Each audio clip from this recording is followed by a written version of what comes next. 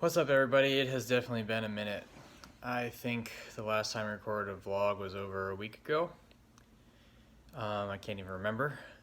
I think the main reason for that is in the wake of the murder of George Floyd, I have done a complete change of myself in regards to the level of activism that I practice when it comes to being anti-racist, and especially in the last week with the riots and the protests and the police brutality.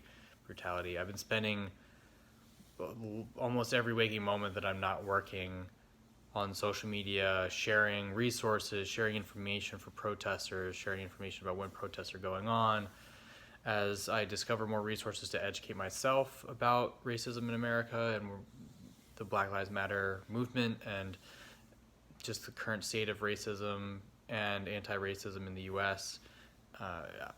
It's been extremely time-consuming and emotionally draining, which to anyone who suffers from racism, which I am privileged to be a white man in America, so I have not, it's no news to anyone who suffers racism. The fight against racism as a system is, I can only imagine and will never understand what it's like to be on the receiving end of that and having to have that be your reality rather than a choice. Like, I'm choosing to get involved now. I'm choosing to learn. People who suffer discrimination at the racism don't get the choice. So I'm now trying to exercise my privilege in a way that helps me understand better what people are going through, and doing my best to be a ally in a more active sense. Because as I've been reading this week, it's not just enough to not be racist, you have to actively be anti-racist.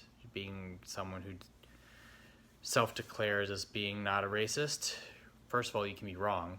I'm learning that there are different racist ideas that you can hold. Labeling someone a racist is not entirely helpful. It's more about thinking about, do you hold racist ideas? What racist ideas do you hold on to? Are you open-minded enough to let go of and educate yourself about and expose those racist ideas that you may not know you have floating around in your head and affecting your actions and thoughts? And I know this is incredibly off topic for my channel, but I think it's important to share just the way that the events of COVID-19, and particularly that combined with the events following George Floyd's death, especially here in New York City, has been really intense trying to share information about police and where places to go, places to be aware of, because there's violence and things like that. I've been trying to do my best to use my platform on social media to share information that is helpful to protesters and to people trying to educate themselves and become a better advocate for Black Americans when it comes to combating racism.